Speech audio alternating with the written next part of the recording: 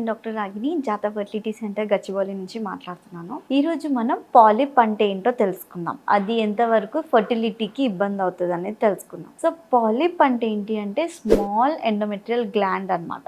యూజువల్గా ఎండోమెట్రియం లోపల పొర అనేది ఉంటుంది. మనం స్పెసిఫిక్గా ఇప్పుడు మాట్లాడేది ఎండోమెట్రియల్ పాలిప్. సో పొర అనే లోపల గ్లాండ్స్ అనేసి ఉంటాయి అనమాట. ఈ గ్లాండ్స్ అనేటి ఏదన్నా బల్జ్ అయింది అనుకోని దాన్ని పాలిప్ అనేసి అంటాం. ఈ పాలిని తెలుగులో కొంతమంది కంతి కూడా అంటాం అనమాట. సో ముఖ్యంగా కంతి సైజ్ ఎట్లా ఉంది అండ్ ఎక్కడ ఉంది, గర్భసంచి లోపల పైన భాగంలో ఉందా, మధ్య భాగం ఉందా, కింది భాగం ఉందా అనేది తెలుసుకుంటాం. సో ఇవన్నీ చాలా వరకు 3D స్కాన్ లో తెలిసిపోతుంది. సో పాలిప్ సైజ్ ఇంకా సైట్ చూసుకొని వాళ్ళకి ట్రీట్మెంట్ అవసరమా లేదా అనేది చెప్తాం. ఆల్రెడీ ఒకవేళ పాలిప్ తీసిన తర్వాత మళ్ళీ ఒక్కొక్కసారి పాలిప్ రికరెన్స్ ఛాన్స్ ఉంటుంది అనమాట. పాలిపెక్టమీ తర్వాత ఎక్కువ గ్యాప్ తీసుకోకుండా వెంటనే ట్రై చేయమనేసి చెప్తాం న్యాచురల్గా. ఇన్ కేస్ ప్రెగ్నెన్సీ అయిపోయింది, ఇంకా పిల్లలు ఉన్నారు అనుకున్న వాళ్ళకి ఏదన్నా పాలిప్ ఉన్నట్లయితే ఈ పాలిప్ ఏమన్నా bleeding condition like normal bleeding మధ్యలో ఇంటర్మెన్స్ట్రల్ బ్లీడింగ్ అనేసి అంటాం. Bleeding to bleeding, monthly bleeding మధ్యలో ఏమైనా బ్లీడింగ్ అయినట్టయితే కూడా అది ఈ పాలిప్ వల్ల ఉండొచ్చు అనేది గుర్తు చేస్తాం. సో వీటిని